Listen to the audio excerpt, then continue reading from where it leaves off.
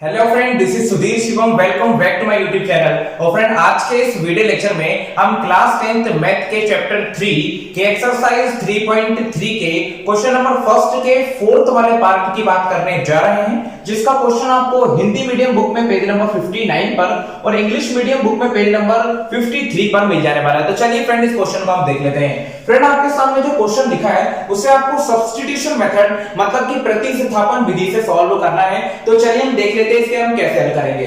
Friend, यदि आप इस पूरे क्वेश्चन को देखोगे तो ये हर एक क्वेश्चन के बाद देखो पॉइंट लगा हुआ है, मतलब दशमलव में लिखा हुआ है आपका क्वेश्चन। दोनों आप इक्वेशन को देखोगे तो सभी में पॉइंट लगा हुआ है, दशमलव लगा हुआ है। तो सबसे पहले नंबर पे तो यहां से आपको पॉइंट को रिमूव कर देना है, मतलब पॉइंट को हटा देना है। तो चलिए फ्रेंड, हम पॉइंट को हटाते हैं। फ्रेंड, आपको ध्यान रखना है कि जब भी आप पॉइंट को हटाते हो तो अपॉन में मतलब कि डिनोमिनेटर में मतलब कि नीचे हमेशा पॉइंट के पास जितनी संख्याएं होती हैं उतनी जीरो हम बढ़ा लेते हैं। तो फ्रेंड, यदि इस क्वेश्चन में देखोगे तो पॉइंट के बाद केवल और केवल एक ही संख्या है, इसको आप नहीं गिनेंगे, ये आपका वेरिएबल है मतलब कि चर है। तो फ्रेंड, पॉइंट के बाद एक ही संख्या है तो हम अपॉन में सबका मालिक कुछ नहीं होता तो एक तो होता ही है। फ्रेंड, पॉइंट के बाद एक संख्या है तो एक ही जीरो हम यहां से बढ़ा लेंगे।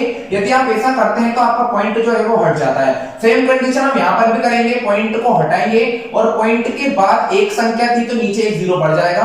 यहां पर भी कुछ नहीं तो सबका मालिक एक है और पॉइंट को हटाएंगे तो नीचे जीरो आपका बढ़ जाएगा। तो फ्रेंड, ये कंडीशन आप यहां पर अप्लाई कर लेंगे। उसके बाद फ्रेंड, आप देख लो, यदि आप ऐसा देखते हो तो यहां पर जीरो लिखना इंपॉर्टेंट बिल्कुल भी नहीं है। आप ये देखोगे तो ये भी 2 लिखा हुआ है, इसको देखोगे तो ये भी 2 ही लिखा हुआ है, कोई फर्क नहीं पड़ता। तो आप यहां से जीरो को रिमूव भी कर सकते हो। ठीक है फ्रेंड, अब आगे की कंडीशन यहां पर भी यही करना है, कुछ नहीं है तो सबका मालिक एक है, पॉइंट को हटाएंगे और पॉइंट के बाद एक ही संख्या है तो नीचे एक जीरो बढ़ जाएगा। यहां पर भी कुछ नहीं है तो पॉइंट के बाद सब कुछ नहीं है तो नीचे एक मान लेंगे, पॉइंट के बाद एक ही संख्या है तो नीचे एक जीरो बढ़ा लेंगे। यहां पर भी सबका मालिक एक हो जाएगा और पॉइंट को हटाएंगे, पॉइंट के बाद एक ही संख्या है तो नीचे एक जीरो बढ़ा लेंगे। तो फ्रेंड, ऐसी कंडीशन आपके सामने लिखी हुई है। अब फ्रेंड, आपको एक चीज याद रखना है, यदि मान लो किसी भी संख्या के बीच में प्लस या फिर माइनस लगा हो और संख्याएं जो हो वो अपवर्ग में लिखो, मतलब फ्रैक्शन में लिखी हो, फ्रेंड भिन्न में लिखी हो। देख लीजिए फ्रेंड, यहाँ पर अंश भी लिखा हुआ है और हर भी लिखा हुआ है। यहाँ पर इसको हम न्यूमरेटर और डिनोमिनेटर कह सकते हैं और यहाँ पर भी सेम कंडीशन कुछ ऐसी है। तो यहाँ पर आप एलसीएम ले सकते हो। तो कैसे करेंगे फ्रेंड, यदि आपको एक और चीज मैं आपको बता दूं, यदि आप यहाँ पर देखते हो कि नीचे की दोनों संख्याएं सेम है, यहाँ पर भी 10 लिखा हुआ है और यहाँ पर भी 10 लिखा हुआ है, तो इसका एलसीएम फ्रेंड 10 ही हो जाएगा, मतलब 10 ही हो जाएगा। यदि नीचे की संख्याएं सेम रहती हैं तो फ्रेंड आपको ऊपर की संख्याओं को भी बिल्कुल वैसा के वैसा ही लिख देना है। फ्रेंड, ऊपर क्या लिखा हुआ है आप देख लीजिए, यदि दोनों संख्याएं सेम होती हैं तो ऐसा करेंगे आप। ऊपर लिखा हुआ फ्रेंड आपका 2x प्लस लिखा हुआ फ्रेंड आपका 3y और इक्वल्स टू में आपके सामने लिखा है 13 अपॉन में लिखा हुआ फ्रेंड आपका 10। इतना करने के बाद अब आप क्या करेंगे फ्रेंड, देख लीजिए, बेसिकली इस कंडीशन में आपको क्रॉस मल्टीप्लाई करना होता है, लेकिन यदि आप देखोगे तो दोनों के डिनोमिनेटर मतलब नीचे वाला जो नंबर है वो सेम है तो आप उसको चाहो तो कैंसिल भी कर सकते हो।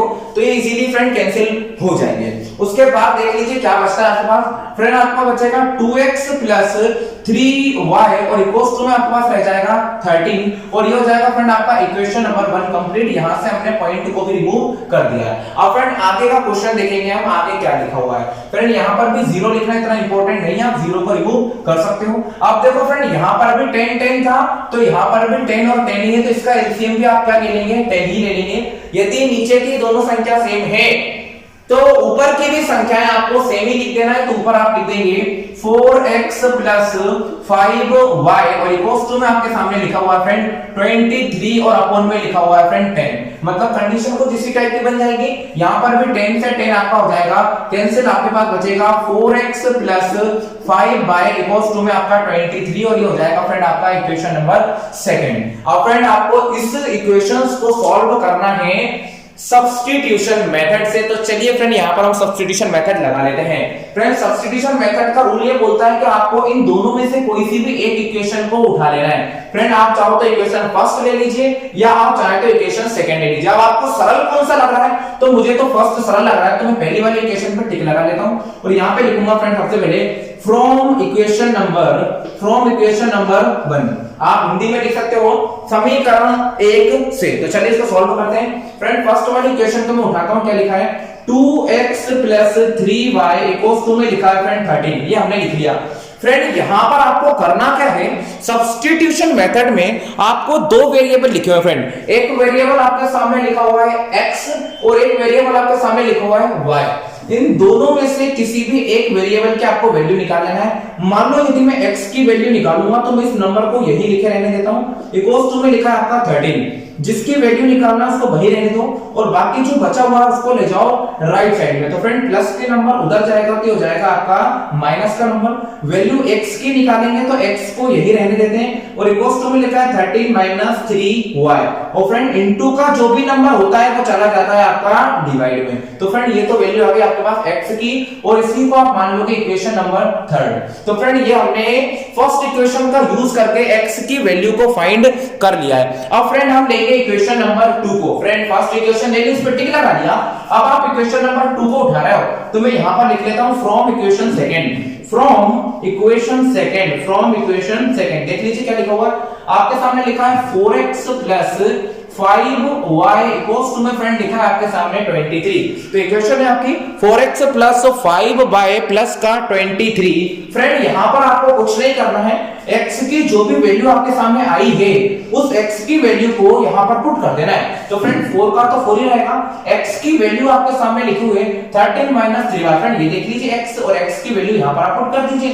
x की वैल्यू है 13 माइनस 3y और अपॉन में लिखा है फ्रेंड आपका 2। तो फ्रेंड ये तो आपने x की वैल्यू पुट कर दी, 4 का 4 रहा, x की वैल्यू आपने पुट कर दी। अब लिखा हुआ है फ्रेंड यहाँ पे प्लस, तो आप लगा लेंगे प्लस, आगे लिखा हुआ फ्रेंड 5y और इक्वल्स टू में लिखा फ्रेंड आपका 23। तो इतना आपने यहाँ पर देख लिया। इसी क्वेश्चन को आगे और भी सॉल्व करना है। अब फ्रेंड यहाँ पर देखो n2 का नंबर है, 2 1 जा 2 और यहाँ पे हो जाएगा 2 2 जा 4, मतलब यहाँ पर आपके पास अब बच रहा है फ्रेंड 2 और उसके बाद आपको ब्रैकेट में लिखना है 13 माइनस, उसके बाद आप लिख देंगे 3y, उसके बाद यहाँ पर लिखा हुआ है प्लस का 5y और इक्वल्स टू में यहाँ पर लिखा है 23। अब फ्रेंड देख लीजिए आगे इस क्वेश्चन को कैसे सॉल्व करना है। फ्रेंड यहाँ पर देख लीजिए ब्रैकेट लगा है, मतलब इतने इतने में इनटू भी होगा, 2 का इनटू इस पूरे ब्रैकेट में कर लेते हैं। 2 का इनटू 13 में करेंगे तो हो जाएगा आपका 26, माइनस का माइनस लगा लोगे, 2 का इनटू 3 में करेंगे तो 2 3 जा हो जाएगा आपका 6y, प्लस का प्लस रहेगा 5y, वैसा के वैसे ही लिख देंगे आप। आगे और देख लेते हैं फ्रेंड इक्वल्स टू में लिखा है आपका 23। तो फ्रेंड ये आपने लिख लिया है इजीली, कांसेप्ट बिल्कुल सरल है। आगे और देखेंगे फ्रेंड यहाँ पे लिखा है 26 लिख दिया।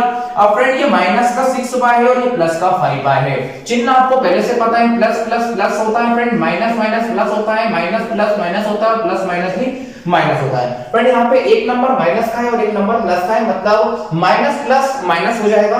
तो हम देखेंगे माइनस प्लस माइनस, 6y में से 5y जाएंगे तो ओनली एक ही y बचेगा, लेकिन बड़ा नंबर कौन सा है 6 है तो माइनस का ही बचेगा। इक्वल्स टू में लिखा है फ्रेंड 23। अब फ्रेंड देखो ये प्लस का 26 उधर जाएगा, 23 बुला रहा है इसको तो चला जाएगा ये, तो माइनस का y यही रहेगा और 23 भी वही रहेगा, प्लस का 26 उधर जाएगा तो हो जाएगा माइनस का 26 और माइनस का y इक्वल्स टू में फ्रेंड इधर भी देख लीजिए 26 में से माइनस करना है 23 को तो 3 बचेंगे, लेकिन वो माइनस के बचेंगे क्योंकि माइनस का जो नंबर है वो बड़ा है। माइनस से माइनस कैंसिल हो जाएगा और y की वैल्यू आपके पास आ जाएगी फ्रेंड 3। तो फ्रेंड y की वैल्यू आपको इजीली मिल चुकी है। अब हमें x की वैल्यू और भी फाइंड करना है। तो बिल्कुल ईमानदारी से आपने इक्वेशन फर्स्ट को ले लिया, इक्वेशन सेकंड को ले लिया, तो अब कौन बचा है, इक्वेशन थर्ड बचा है ना। तो आप अब लिखेंगे फ्रॉम इक्वेशन थर्ड। तो यहां पर हम लिख लेंगे from equation number third. Friend ईमानदारी से इक्वेशन नंबर थर्ड को उतार लीजिए। आपके सामने लिखा हुआ है x इक्वल्स टू लिखा हुआ है 13 माइनस 3y, 13 माइनस 3y और अपॉन में आपके सामने लिखा हुआ है फ्रेंड 2। तो सेम ऐसा कैसा आपने उतार लिया। ईमानदारी से एक बार इक्वेशन उठ लेना है आपको।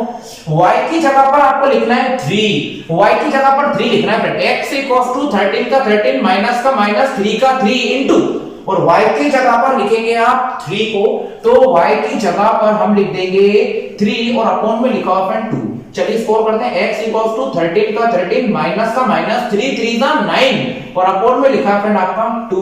आगे और सॉल्व कर देते हैं। x इक्वल्स टू 13 में से माइनस करेंगे 9 को तो आपका 4 बच जाएगा और अपॉन में लिखा हुआ है फ्रेंड 2। और देखते हैं x इक्वल्स टू 2 1 जा 2 और 2 2 जा हो जाएगा फ्रेंड आपका 4, मतलब x की वैल्यू जो रहेगी वो होगी आपकी 2 और y की जो वैल्यू होगी वो होगी आपकी 3। और फ्रेंड्स यदि आपको वीडियो अच्छा लगे तो प्लीज लाइक जरूर कीजिएगा और चैनल को भी सब्सक्राइब आप जरूर कर लीजिएगा।